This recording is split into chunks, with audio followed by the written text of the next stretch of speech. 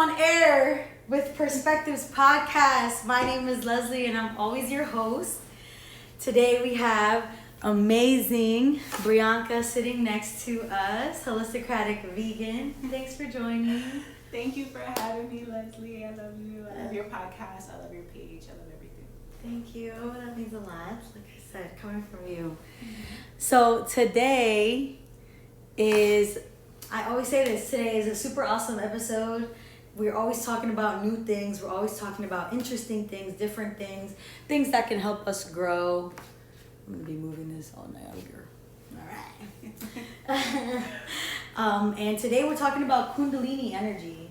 Yes. Kundalini Energy was first introduced to me through you as well. I think you just mentioned it. Really? Yeah. You mentioned it randomly one day and I was like, what's that? And I looked it up slightly, but I never followed into it. But I know there's Kundalini yoga, so like yoga that awakens your Kundalini. Mm-hmm. And that's how I've been introduced to it. Perspectives Podcast is creating a platform for people to share their perspective with others. We're never experts on what we talk. I always call myself I'm not like a yoga teacher. I'm like a yoga student, doing yoga beside you. So with every episode, we are here to just tell you our perspective. If you don't agree with it, I actually saw a quote a little bit ago and it said, being open means that hearing something that you don't agree with and staying for the ending. And that is so cool because you don't have to agree with something, but stay till the end, listen through it. Like listen to hear, not to respond. You Yes. know? Definitely. I feel that. Yes. I understand. Cool. So, Brie, we're going to dive right in to Kundalini. We're here. Diving deep. So first, actually, let's break it. Yeah, we're going to dive deep, break it down. Kundalini and chakras. Yeah. So basically, Kundalini energy. What is Kundalini energy? Kundalini energy comes from the Sanskrit word that relates to Shakti, which is the divine feminine principle. So if you know, if you're into spirituality, any type of new age, a lot of people in our generation, we come from a rigid sort of Christianity. Yeah. And we break out of that and we start exploring other things. Some people come back to Christianity with a different mentality. Yeah. But I've seen that. Yeah, but when I first broke out and when I first started Broke out. Yeah. When I first broke out and I started looking into a bunch of different other spiritual principles and ideologies, I came upon the concept of the divine masculine and divine feminine principles. So a lot of Western religions, they only emphasize and recognize the divine masculine, which is valid but incomplete. Incomplete. Yes, valid but incomplete, because it is my profound opinion that God is both male and female. God is both masculine and feminine, and that you don't get a complete view of God unless you acknowledge both. And that's why I think a lot of people are discontent with their traditional religion that they grew up in, if it's a Western religion, because a lot of people are feeling the need. They don't know it, but they're feeling incomplete and they're feeling the need to incorporate the masculine principle. It frustrates them because half of the God principle is missing. So the Hindu religion refers to the divine feminine principle as Shakti. Shakti. Yes. Shakti. Yeah, Shakti. Yes, indeed. And Shakti, or divine feminine, is more so the nurturing component of creation, where divine masculine is more so the structure, the strength, the build. It's usually represented by square structures in symbology, whereas Shakti, or divine feminine, is represented by circle or flowing things, or things with curves, kind of like a snake. Kind of why Kundalini energy is represented by a snake in many different cultures. All right, so we just said a lot, and I'm so happy that you were able to share that, because I have a hard time sometimes talking about my gender and God, Mm-hmm. and like Christianity missing that other component. I just feel shy about it sometimes, and I'm happy that you just was like, "Hi, This is what it is. pop goes the." Now, you know what's interesting about Christianity, which most Christians today don't even know unless they like dive deep into the original text of the Bible. Original text. The Greek and what's the other? It was written in Greek and I forget the other one. It starts with an A, but it's written in Arabic. no. I was like, I wonder what. I don't know. Does anybody out there know? Comment if you do. But I know it. I'm just blanking right now. Okay. But it was written in 2 different languages. Okay, and so in the Bible, the Greek word for Holy Spirit is actually a feminine word. The Greek word for it. Yeah, like the when the Bible was written, the Holy Father was referenced as the masculine principle, but the Holy Spirit was represented as, of course, a part of God, like the Trinity. The Holy Spirit is a part of the Trinity. Oh God. Mother, Father, Child is the Trinity. Mm-hmm. And a lot of people say that it's Father, Son, and Holy Spirit, but they don't recognize that Holy Spirit, that's the mother. In the Bible, the Holy Father sent the Holy Spirit out to nurture the lands that he created. Yes. So I watched a video. My amazing, brilliant boyfriend showed me a video the other day that basically talked about these 2 principles in Christianity, masculine and feminine. Oh, that's beautiful. In Christianity. Yeah. I like that. Yeah. And how, and then the one thing the guy said was that the father nourishes and the mother nurtures. And they're 2 different things. Yeah. I like that. It's a good video, but I'm gonna try to remember to get the link after so we can share it on YouTube because I really like this. I will. I have. You know what? I'm about to pull it up right now. Someone said yes, mother, father, child. Yes, indeed. Yes, thank you. The reason why we're talking about Kundalini, and I was just about to ask, like, let's connect back. Yeah. Kundalini, and where did we get to femininity? Why did we get to the mother? And why did we get to Christianity? so Because I know they're all, obviously. Well, I incorporate Christianity into it because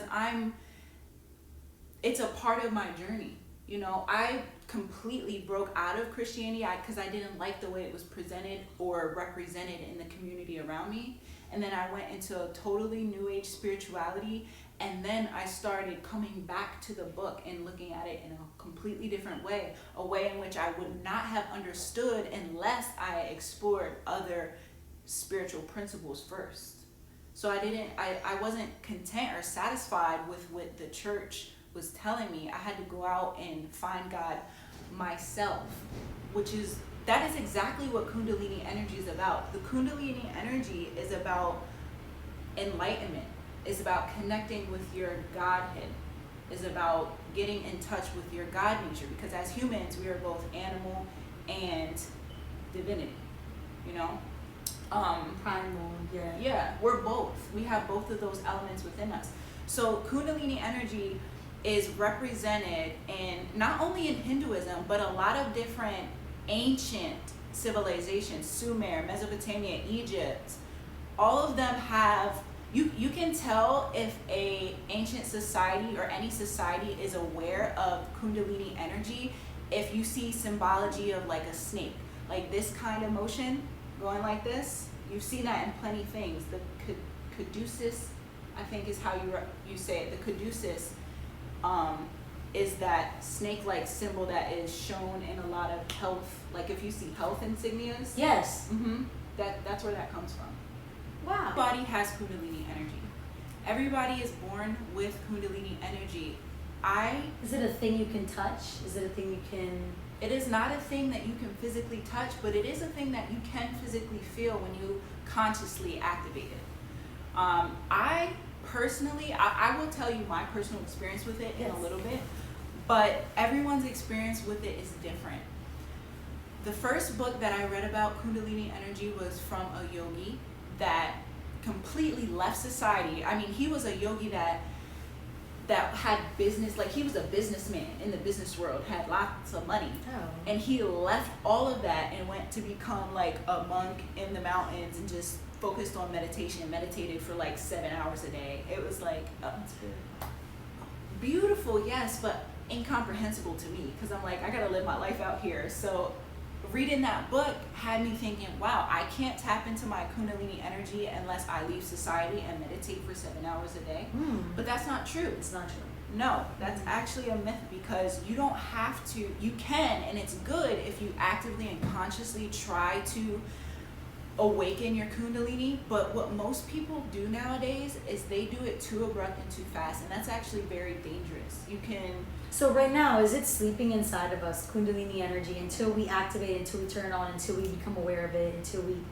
Yes. And the reason why it's sleeping is because most societies, you're not raised and born into the society in a way that connects you with your divine nature. Like it... Sorry to interrupt you, but last podcast, last episode, we were talking about consumerism and how we're just fed all these things. So how could we be tapped into our own nature when we've been fed so much, that isn't us? So many, like we were talking about, like UV rays and so many, rays from these lights and stuff. Like, how could we be connected to our nature? There's some easy ways, and some people do these ways without even realizing it. Like you're probably tapping into Kundalini all the time without even realizing it. That's beautiful. One way that I like to do is deep breathing. There's a reason why there's something called the breath of life, and it's talked about in many different religious circles. In the Bible, God made man out of basically the earth, and we weren't conscious until he breathed the breath of life into us. The breath is a very significant component. That's why when you're having anxiety attacks or you're mad or things, if you focus on your breath and slow your breathing, it has a direct effect on your heart rate, which then has a direct effect on your brain and your moods and things like that. Yeah. But breathing is one way that you can connect with and raise your Kundalini energy. And I'm not just talking about regular breathing. I suggest going into nature where there are less pollutants and breathing deeply from the bottom of your spine. We're breathing from here always. We need to start breathing from the bottom. And from the belly should be expanding. When really chest is expanding, we're really taking shallow breaths instead of like deep, full breaths. And that's a part of Kundalini yoga. Kundalini yoga isn't a whole bunch of postures and things that you think about when I never took Kundalini yoga.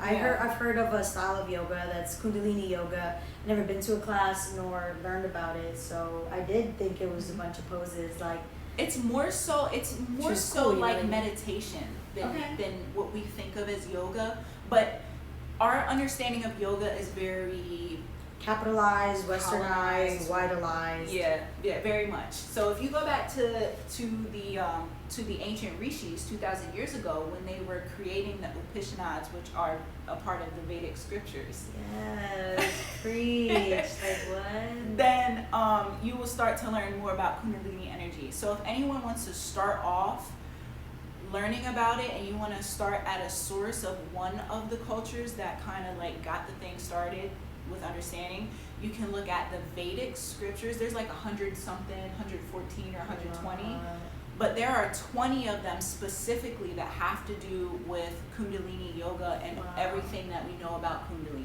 Wow. So they're called the 20 Upanishads. Upanishads. Upanishads. It's like how it sounds, but you'll find it. Look up Vedic scriptures, Upanishads, Kundalini. You'll find it. All right, so we're gonna go back to the basics. So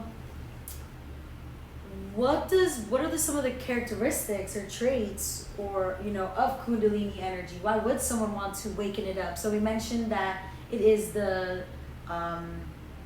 Sanskrit word for it is Shakti, which is the feminine principle. So when we're awakening our Kundalini energy, we're essentially waking up this feminine principle inside of all of us, no matter the gender. So what does this feminine principle of Kundalini bring into us? Like, why would someone want to awaken it? You know what I'm saying? Like, we talked about the nourishing versus the Nourish versus nurture. nurturing. So it's this like nurturing energy. It nurtures growth. It nurtures spiritual growth within you.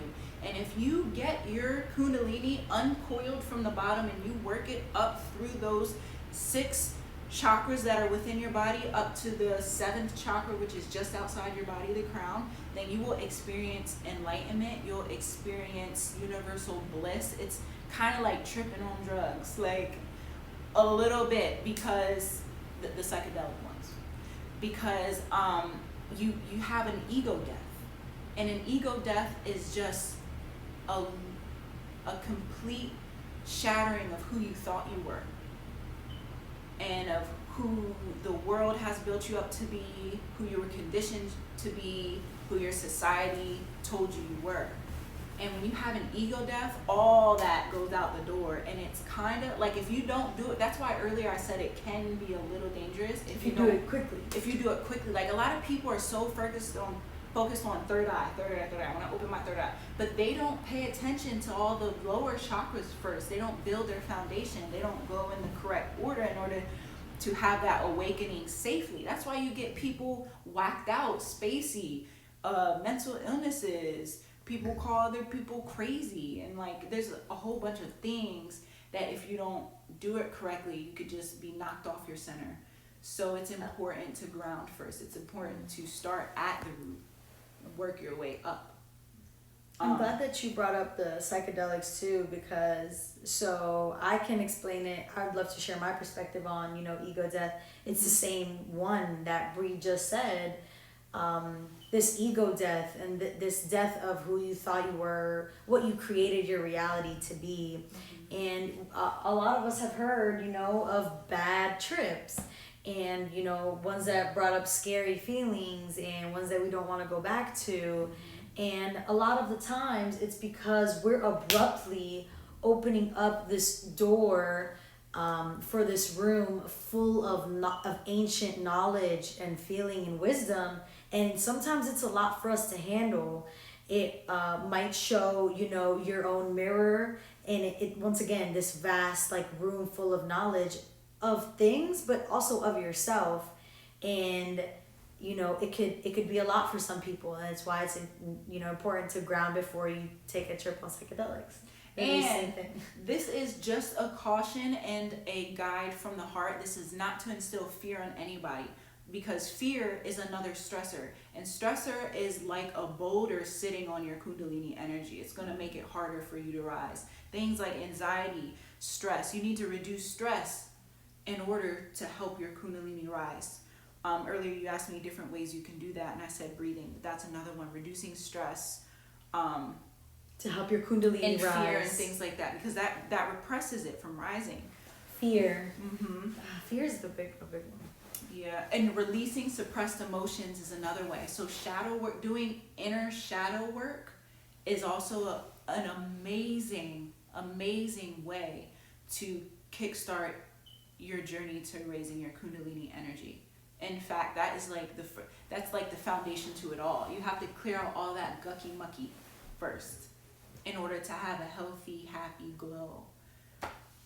And last episode we talked about sitting in silence with yourself. How can we do this work when all this noise is going off? True. I can't do the work if there's TV on. I can't do the work if I'm always at my day job. I can't do the work if there's sometimes even music on. Like this work that must be done in order to rise this Kundalini energy that we're talking about here. You have to sit in silence sometimes. I love how everything connects. True. Mm-hmm. Do you have another way that you rise Kundalini energy? You were saying breathing. I do breathing exercises. I look into Kundalini yoga because people that are into Kundalini yoga do a breathing exercise where they breathe in one nostril and then breathe out the other nostril. Yes. I forgot what that's called. Yeah, I forgot what that's called too, but it's very good for you. That actually, there's a lot of science behind that. Yeah. You're literally like, it's like physiologically like actually benefiting us. Like it's not So there's about actual breathing? glands and fluids in our bodies that relate to the Kundalini energy. Like, we're talking a lot about the spiritual, you can't touch or observe side, but there is also like things going on in your spine and in your brain that are connected with Kundalini energy. Beautiful. Yeah, there's something. Did you want to ask a question? Did you want to go on? I like to leave Okay. my guests to give me. I'm saying if you going, you going. So yeah, go Yeah. ahead. But if not, I got questions. A lot of them. So go ahead, ask your question first, and then I'll go. You sure? I'm like organizing what I want to say. Okay, yeah, cool. Okay, so I was gonna jump into Kundalini energy not being in mass media, and we know us not learning about Kundalini energy and not being shown Kundalini energy. Then going back to a lot of post-colonial patriarchal religions and spirituality practices and pathways, emphasizing the masculine principle and not teaching the feminine principle, disregarding the mother. I guess I kind of answered my own question, which is hilarious. But well, you say that, and that is true, but the funny thing about it is this knowledge is definitely right in plain sight. They just don't tell you what it is. why do you think they don't? Is what I'm asking. Because, why don't we get told this? Because the principles that we're talking about, you can see them in psychology. Like, there is a psychologist, Carl Jung, that wrote a book about Kundalini, but No way. yeah, and there's What's it called? If you look up Carl Jung Kundalini, you'll find it. Okay. Because I didn't write that down. My apologies. Yeah. But they have actually incorporated different practices in psychology to help people like deal with their life and deal with their stuff that directly correlate to raising your Kundalini. And it's also talked about, a lot of people believe this, and I'm starting to believe it more and more the more I learn, but a lot of people believe that the story of Christ in the Bible is symbolism and allegory for activating something called Christ consciousness within yourself. Christ consciousness is Kundalini energy. They're one and the same. Christ's journey throughout the Bible is sort of mirroring allegorically processes that go on within your body. So there are... I like this. Yeah, no, there's a lot. Like, there is something called the pineal gland, or the pineal gland. I don't say that right, I don't think. Is it pineal or pineal? I've heard pineal. I'm gonna say pineal. So the pineal gland it's like hidden kind of in the back of your brain. Yes. But it has to do with serotonin levels. Another way that you can raise your Kundalini energy is to control your sexual energy. For men, you can practice semen retention. I've heard about that. Yeah. I know someone who did that. Yeah. They didn't have sex for like, I think a year or something like that. And he was probably the sharpest brother out here. He probably has so many spiritual awakenings. He's probably really sharp and like had his ego death and all that. I don't know who you're talking about, but I can just bet you that's beautiful. Happened. Yeah. So, and this is my favorite thing to talk about. So I'm gonna go into him a little bit about these principles of like. So semen retention, right? Holding back our sexual energy.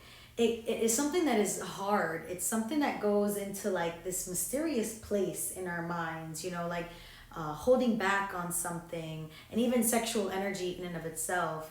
And like we tend to forget that like this darkness, this place of shadow work is necessary in order to awaken our Kundalini energy and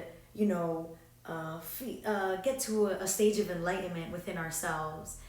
In general, let's say we're not talking about Kundalini energy. For me, like, we have to go into these dark places and these dark shadows in order to get to this place of peace and wisdom. And I feel like we can't awaken our Kundalini if we don't talk about this chaotic, mysterious, dark, gooey place within our internally and externally. Yeah, because those things block your chakras, and if you're blocking your chakras, there's no space for the Kundalini to come through. It's blocked.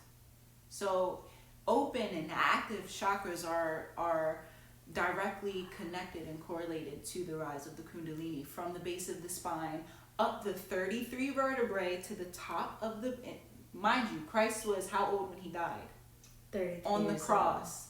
33 years old, 33 vertebrae. At the top, when he was crucified, at the top of the brain, there's something called colostrum. Colostrum, which is also called Christos oil or Christ oil. That is cerebral. That's the fluid in your brain that houses that your brain is floating around in, and also directly relates to and interacts with the pineal gland and pituitary gland as it's traveling throughout your body. So when that fluid travels down the spine, and then it goes through some processes. Bear with me, 'cause I'm learning this now myself, and there's a lot of sources that you can look into. We're all students here. But basically, the gist of it, how I currently understand it, is if you look at how the fluid travels down the spine and then comes back up the spine, just like how the energy travels down and then comes just back up the chakras. Mm-hmm.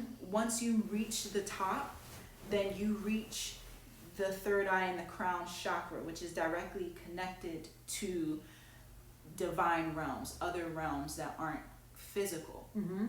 And that is when you start to experience enlightenment, and that's when you start to experience Christ consciousness or universal consciousness. You start to feel one with all. You start to feel bliss. You start to understand things from a macro perspective and not just your own solitary individual micro perspective.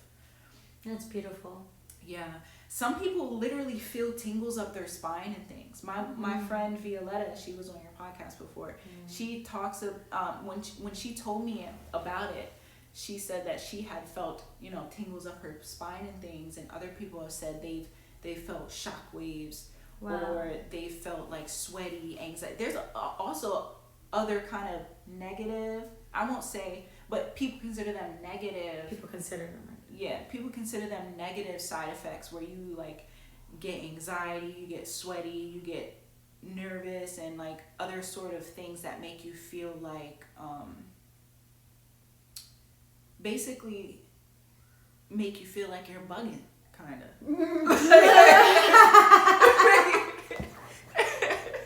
No other way to say it, but no other way to say it. Make you feel like you're bugging. And you see that more often when people are forcing a third eye opening, or they're forcing a Kundalini awakening, and they're not doing it in a way that's natural or systemic. So that's wonderful.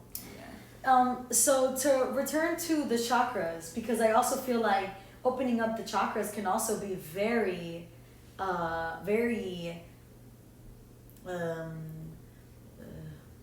wow, word block.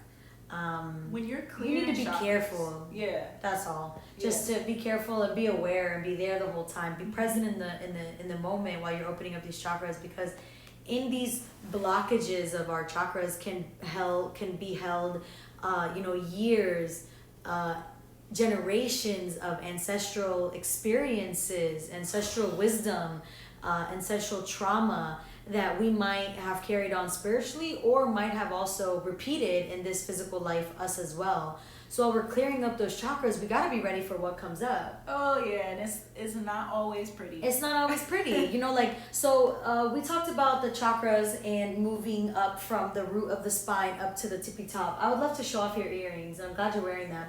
So the root chakra, yes, the root chakra is the red. The second chakra, sacral, is the orange yellowish. Do you see how the wire, it looks like Kundalini energy crisscrossing up there?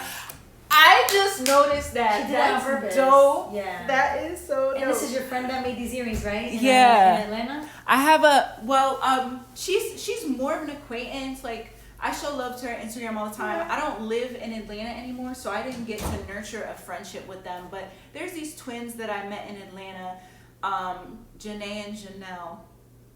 They go by other names on social media, but I met them in Little 5 Points, and they were selling jewelry out on the curb. I've never been to Little 5 Points, and I've been there. You would love it. I probably would. You would love it.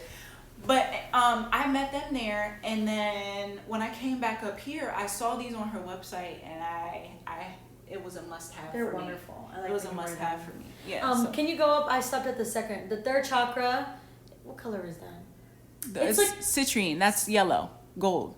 The third one, citrine. Okay. Yes. And then we're going up to the fourth chakra, which is the heart, which is green. Green. Then blue. Then blue for the throat chakra, the fifth chakra. Mm-hmm. Then sixth, we have our third eye, our intuition. That's indigo. Indigo. Or is that amethyst? No, that's something else.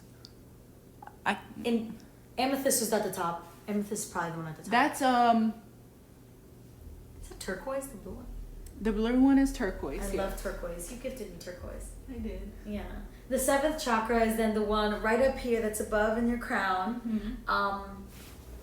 And the seventh chakra, for me, I love to explain it as union. Union with self, union with other, whatever that other is. The big other. The big other, but also others humans too. Yes. Because we're mirrored. We're all connected. Created in the image, you know? So, we are created in the image of God. Yeah. Something interesting that in Genesis, in the Bible. I'm here for it. God, when the Lord God is speaking and he creates human, he says, let us create them in our image. Our. I didn't know that. Doesn't say my image. Yeah. It says our image. You see how I said unconsciously, I said in image, in its image? Yeah. I don't say him. Yeah. It creeps me out. I don't like that. Yeah.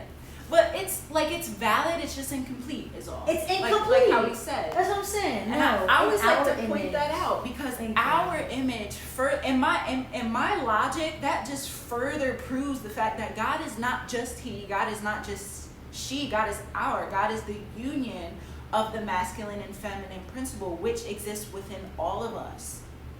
That is why the family unit is so important. That's why it's so important for a mother and a father to come together to create the seed. That's creation. And not a gender, man and woman, but masculine principle father, feminine principle mother, which can exist in women or men or non-gendered people. The feminine, yin and yang principles. That exists in everybody. Everything. Look at Prince. I was just listening to Prince earlier, so I was Go like, ahead, he girl. is hella feminine. He's all up in his Shakti energy. Yes, I like that. And so the seventh chakra is the union, right? Union to other and union to self. As above, so below. But we can't get to that union if we haven't found, healed, or spent time with ourself first. That root chakra, the first chakra, red jasper, right? Is a root chakra stone. This chakra whose opposite is fear. Yep. Root chakra and fear are exact in contrary to one another. No one's bad, no one's good. It's just they're the contrary.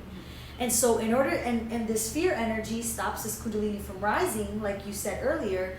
So in order to really let go of those fear blockages, we have to get into our root chakra, which when healed can give us feelings of safety, security, and strength.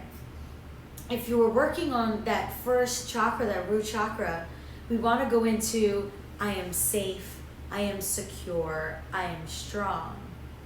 And like you said, then we unbind that Kundalini energy in that root chakra at the bottom of our spine in order for it to rise and get to this union with self and with others, not in fear of ourself or other. You know what I like to picture it as? So if we're picturing this Kundalini energy as a snake rising up the spine, and imagine a boulder or a snake in a basket with a lid on it. Okay. All of those things that are blocking your chakra are the lid or the boulder.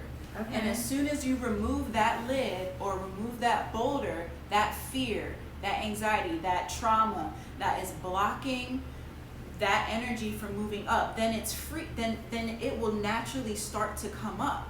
You know, you can push it along, which you should push it along, but you do so much just by cleansing and clearing yourself. I like that. It rises on its own. Yeah, it starts to rise on its own, because then once you remove the trauma, once you remove the blockages, once you start to nurture sense of self and security and safety, then your Shakti, Kundalini, or life force energy, that's also chi. what it is. Chi, life force energy, is free to flow. That's why it's a feminine principle, because it flows. There needs to be no blockages, because it needs to flow. Fluid, dynamic, Exactly. complex. Mm-hmm. Fluid, just like the cerebral fluid in the brain. The crystal fluid. Yes. Did you know that Christ in Greek roughly translates to oil? What translates to anointed, or the anointed one, which anointed means with oil. Beautiful. And that's just like connecting all those dots, like Christos oil, Christ colostrum oil means the anointed one, and there's this colostrum oil in our brains that's in our pineal gland that I think it was Rene Descartes So here for this. that said that once considered the pineal gland the seat of the soul. Okay. I think it was Descartes. I don't know. Yeah. That's beautiful. And, you know, the best part about it, yet the most scariest, what happens? Okay, so the most empowering yet scariest thing. What happens when we let our life force, oh yeah, the T's good. That life force, Shakti, flowing enlightenment, empowerment, energy, when we let it flow out of us, what happens? Who do we turn into? What do we see differently? How do things change? And people don't like change. So it's like, why would I open this box of mystery, and who am I going to become? I don't want to change my ways. I'm fine with the way I am. I don't want to be more feminine. I don't want to have more feelings. I don't want to be more feminine like. What happens then? Like, why should we not?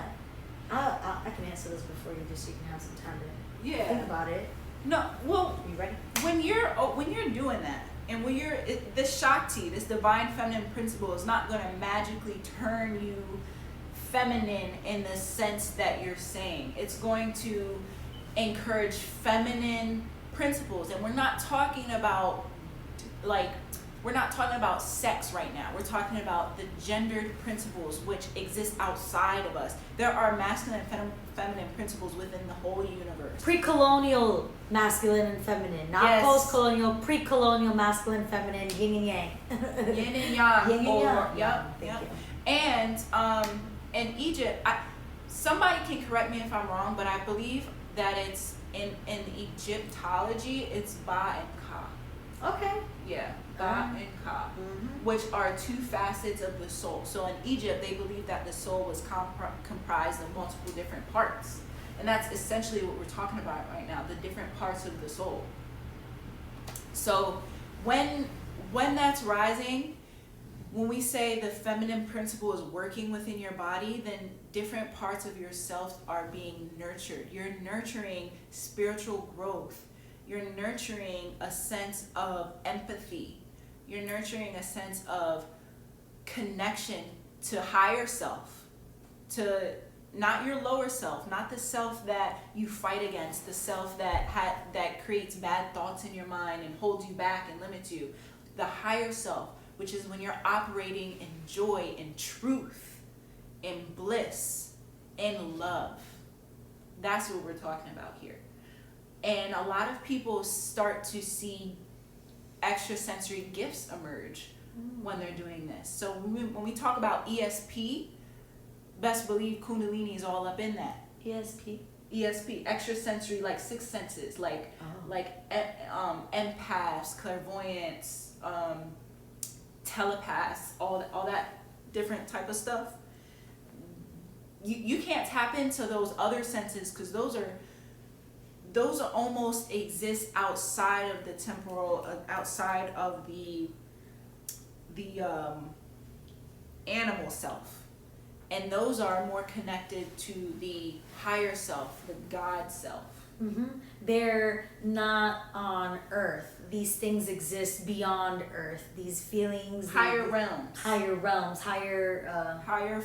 When we talk about high vibes, high frequencies, High that's all talking about different realms and levels of existence. So you can exist in a low vibration, a low frequency, and you can be fearful, you can be hateful, you can be blocked, you can be self-limiting, or you can unblock, you can lift that lid and remove that boulder, and it's a hard process. It's difficult, it's not pretty, it hurts, you will cry, you will realize things. You have to go through this. You have to go through an ego death in order to reach that. But push through the darkness, because at the end of the tunnel is light.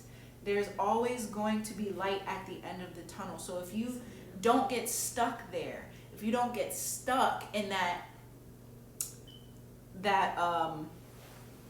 that phase of awakening, if you just keep on going, then you'll start to realize you needed to start shedding away all of those things that weigh you down from becoming what we all call now like our higher selves, our best selves, living our best life. That's living your best life, okay? Like, that's what I consider living my best life. I want to clear away all my self-limiting thoughts, beliefs, habits, and behaviors in order to embody truth within myself, in order to feel that divine connection with myself, with you, with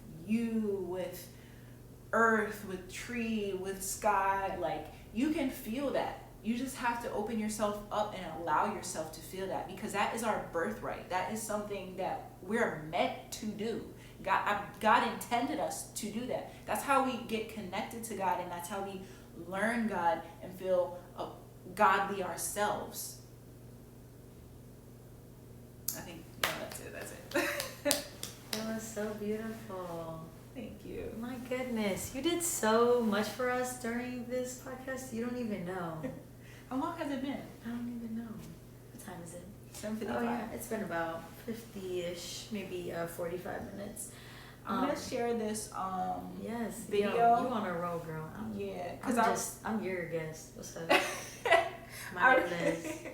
I wrote down some things for y'all to look up if you want to learn more about Kundalini energy, because it has a lot. There's a lot that I wanted to say that I didn't get a chance to say, but this is going to be the beauty in your journey. Everybody listening and watching this right now, you're gonna go, and if you didn't already, you're gonna go and look into this, and then you're gonna start looking at, oh, what is the pineal gland for? What does colostrum do? What are the chakras? What is the divine feminine principle? You're gonna start there's a lot of different things that go into it. The YouTube video that I referenced earlier, that's a good start, is Kundalini Yoga as envisioned by the ancient yogis. And the YouTube page is the Arsha Bodha Center. If you're watching this right now on live and you'd like it written down, I'm gonna get all these links from you, and I'm gonna put them in the description. But then I'm also gonna put it on the YouTube video as well. But keep going. I'm just letting you guys know. Don't worry if you didn't catch it. I'll get these from you and put them on YouTube and Instagram and Facebook page. Delightful. Absolutely. Another one is the Sacred Secretion, and his YouTube page is Captain Sinbad. The Sacred Secretion. Yes, that's getting more into the colostrum, the Christos oil, and what's going on physically, biologically, physiologically within your body. Okay. Which is, I like that. I'm into that kind of stuff. I'm into that too. Which is, it's funny because that oil, like, it's an enigma to scientists. Like, scientists are mystified by it, but we also know that it has the highest number of neuronal connections in the brain. Like, I'm not going to get into it. Y'all look it up. It's a whole thing. We need to get more of this. Bree, I need you back on here. There's books. There's a book, a Kundalini book. Just look up Gopi Krishna's Kundalini book. Gopi Krishna. Gopi is Gopi. P-I. Gopi Krishna's Kundalini book. And that's pretty much. And then you'll see more links. Once you go to those YouTube videos, you'll see more links about Kundalini. Follow down the rabbit hole, you know, dive deep into it and learn something new. This is the first time that I got introduced to Kundalini Energy as well. I've never really looked it up on my own, like slightly, but never too much. So this was really nice. And I wanted to ask you before we go off, your perspective with, we already touched this, so I might be repeating myself too. I wanted to just make sure we talked about Kundalini Energy and wasn't it Adam and Eve and the apple, tree of knowledge? Oh. Am I doing this? That's a whole, you want to extend this a whole nother hour if we talk about that. So I can help cut it. Yeah. I'm very good at that. Yeah. And I also have my opinion about it. Mm-hmm. And it's not even an opinion, they're just thoughts. They're unformed opinions. They're right before they get to an opinion, I have scattered thoughts. What's up with that? What do you think about that? Does the Kundalini energy connect to the apple and the tree of knowledge? Are we gaining knowledge when we open up our Kundalini energy and awaken? I won't say so. I'll say that there is a connection in the sense of a reason why the devil or Satan or the adversary, because Satan just translates to adversary. There's a reason why the adversary was represented as a serpent in the Bible. Because wait, isn't Kundalini energy represented by a serpent going up our spine? Yes. But yet the adversary was represented as a serpent. And it's not like how you think. Okay. To me, it's not, because at first I was like, hold up, are they trying to demonize knowledge? Which they kind of are. They kind of did, and that's my perspective. They kind of did. But I'll go after you. But the reason why, because if you read Genesis, the serpent, before Satan was even connected to it, the serpent was described as the cleverest of all animals. So in the Bible, God presented all the animals on earth to Adam and had him name them in one day. He was just like, whatever you call them, Adam, this is what we'll call the animal, right? And it was observed that the serpent was the cleverest of animals. Okay. And so that depiction comes from the fact that the devil needed to be clever to trick Eve. So he had to hop up in the cleverest animal in order to deceive Eve. Because you can use knowledge to free yourself from deception, but you can also use knowledge to deceive. So it's kind of like a double-edged sword there. And You're so knowledgeable. Thank you. It's a blessing to be in front of you. Thank you. Mm-hmm. I just think that the only reason the devil was represented as a serpent was because the serpent was considered the cleverest of animals. I don't think it's supposed to demonize knowledge. All like in total. There's just a certain level of knowledge that is not always good for us. There's a reason why statistics have shown that the higher your IQ is, the more likely you are to be depressed or to have mood the higher your IQ is, the higher your likelihood to have different sort of mental disorders like depression and anxiety and things like that. And something that just popped into my head, knowledge, the higher your IQ, the higher your knowledge, without the feminine fluidity, without that principle, then without wisdom, knowledge and wisdom are different. They are different. Mm-hmm. And so when you go too much into that knowledge realm without that wisdom, that whole that wholeness to it, you end up lost in limbo. You end up trying to understand things only up here through logic, through reason, with the masculine principles, with the yang principles, versus understanding things through logic, but yet also through soul, through through intuition, through fluidity. Intuition is feminine, and I think it's kind of. Intuition is very feminine. They kind of duped us because knowledge is more masculine and wisdom is more feminine. So who duped us? The colonized interpretation of the Bible. Okay. In what way? Like, where are you connecting this to? I'm sorry, I got lost. I'm saying like the colonized interpretation of the Bible demonizes knowledge and makes it seem like it's a feminine thing. Because who did he go after? He didn't go after Adam. He went after Eve first. Oh. He deceived Eve first. Okay. And made it seem like it was a weakness in the female. When if you look at the difference between knowledge and wisdom, knowledge is more masculine than feminine, and wisdom is more feminine than masculine.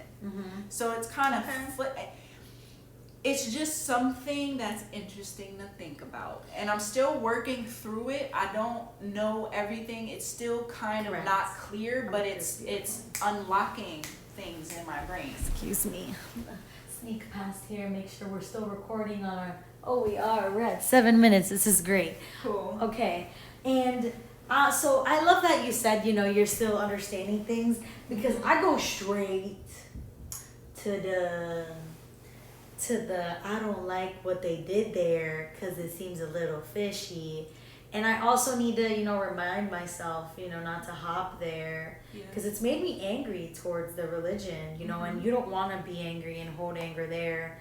But I see myself always going to that. I'm just like, I know that they put that snake there for this. Like, it's just, and it might not, and when you give too much credit to people, you end up thinking that everything they do is intentional. And I think that people do evil things unintentionally. You can't blame them. It was the ego. It was the adversary. It was the which evil, also exists within yourself. Which exists within ourselves. Side note: you are both the devil and God. Like, you're both of them.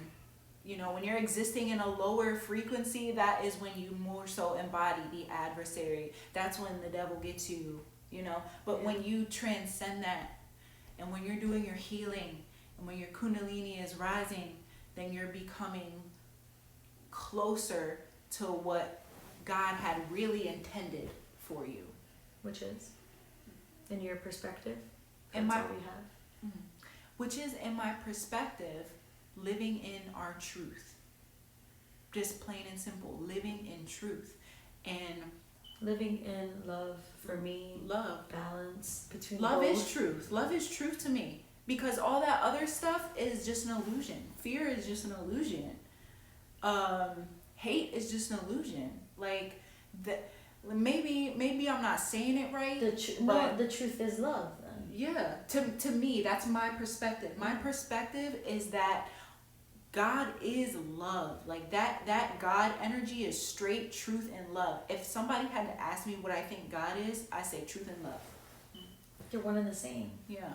I've heard Violetta, she was on our podcast earlier, a friend of ours, she said that the masculine principle, truth, and the feminine principle, love.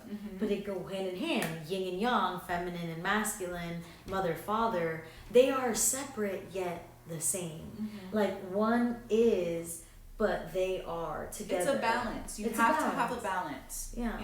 And I think that is why we're going so hard in our little chunk of time in human history. We're starting to go so hard with like feminism and goddesshood and things like that, because for so many thousands of years we only focused on the one side. And now we're trying to make up for it. Now we're trying to overcompensate for all those years that we ignored the Divine Mother. And so now we're like, feminism, goddess, the woman is God, which is like true but incomplete, as we said. Incomplete. So, but all we're doing is balancing it, because you can't end there. Just like you can't end here, you also can't end here. And you have to balance them together. That was very hard for me. And for, I'm guessing, a lot of people, like, to accept the God in men, and to accept that I am not whole without this masculine principle, without the yang. Because I got so, I've been so traumatized by the masculine principle. Truth hear you. and not even truth, rationality and earthly things and feelings have stomped on my wisdom, my intuition, my feminine darkness, my chaotic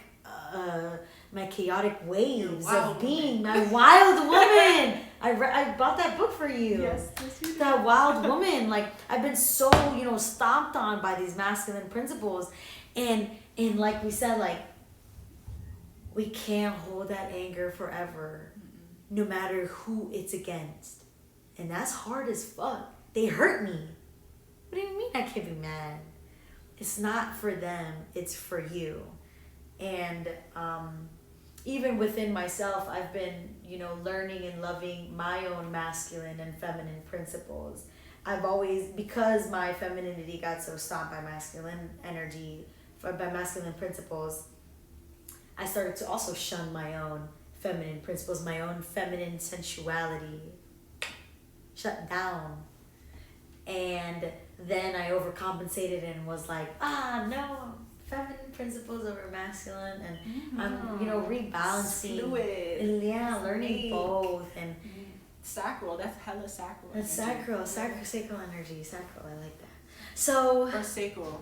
I say chakras, people say chakras. And Yeah. it's just wordplay, honestly. Yeah. It's cool to find out how people see different things too.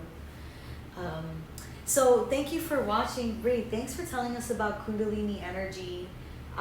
Hearing about it for the first time in depth like this, I can definitely say I have, experienced blissful moments where that Kundalini energy has just popped in me. Mm-hmm. And I've described it as another word, but it's all what you feel. Mm-hmm. And it's been described in many different ways and told by many different stories as well. The Christ consciousness, Kundalini. Different cultures will tell it different ways as well. Yeah, different stories, tales, I like to say. Yeah. So I've definitely experienced those bliss moments for me through meditation, through psychedelics, through journaling, through being in the present moment, deep breathing, and yoga for me. So it's that time. It's the age of Aquarius, baby. we flowing. Everybody's Kundalini is finna be popping. Let's go. Thank you, everybody. We hope that our perspective changed and affected yours in any way for the better. Hope to see you next time.